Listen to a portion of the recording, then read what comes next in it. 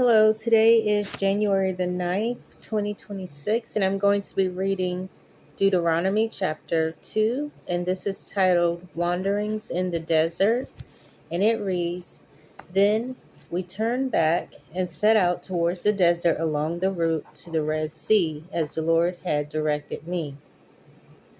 For a long time we made our way around the hill country of Seir. Then the Lord said to me, You have made your way around this hill country long enough. Now turn north. Give the people these orders. You are about to pass through the territory of your brothers, the descendants of Esau, who live in Seir. They will be afraid of you, but be very careful. Do not provoke them to war, for I will not give you any of their land, not even enough to put your foot on. I have given Esau the hill country of Seir as his own. You are to pay them in silver for the food you eat and the water you drink.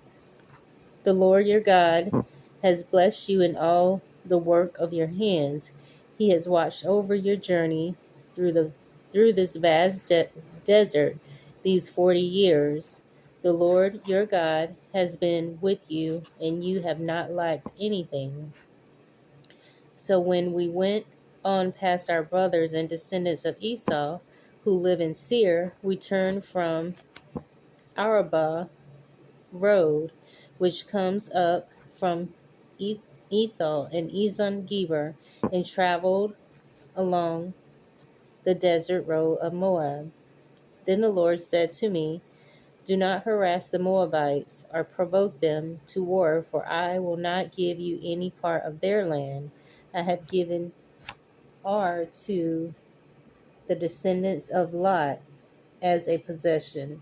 The Emites used to live there, a people strong and numerous, and tall as the Anakites.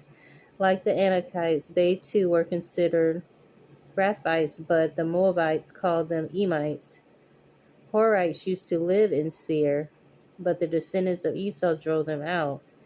They destroyed the Horites from before them and settled in their place, just as Israel did in the land the Lord gave them as their possession. And the Lord said, Now get up and cross the Zered Valley. So we crossed the valley.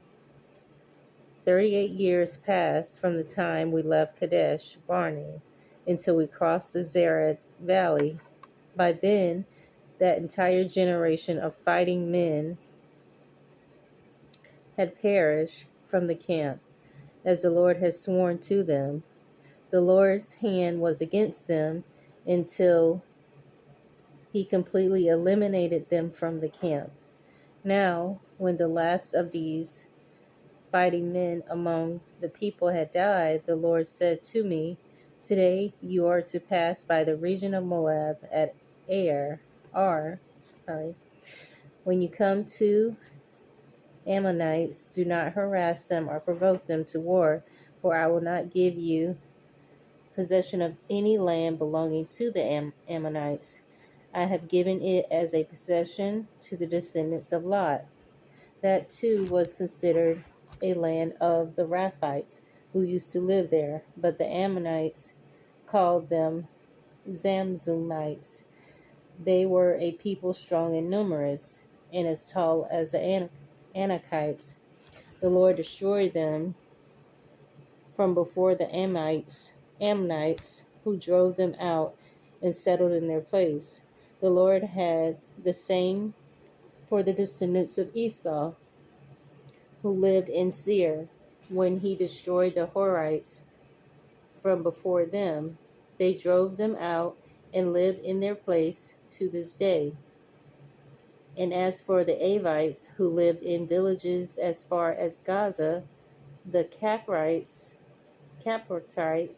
coming out from Caphtor, destroyed them and settled in their place. The next part is going to be titled Defeat of Sihon, King of Heshbon. And it reads, Set out now and cross the Arnon Gorge. See, I have given into your hand Sihon the Amorite, king of Heshbon, and his country, begin to take possession of it and engage him in battle, this very day I will begin to put the terror of fear of you on all the nations under heaven. They will hear reports of you and will tremble and be in anguish because of you. From the desert of Kedemot sent messengers to Sihon king of Heshbon, offering peace and saying, "Let us pass through your country. We will stay on the main road. We will not turn aside to the right or to the left. Sell us food to eat and water to drink for the price in silver. Only let us pass through on foot, as the descendants of Esau who live in Seir and the Moabites who live in Ar did for us, until we cross the Jordan into the land the Lord our God has given us." But Sihon, king of Heshbon, refused to let us pass through, for the Lord your God had made his spirit stubborn and his heart obstinate, in order to give him into your hands as he has now done.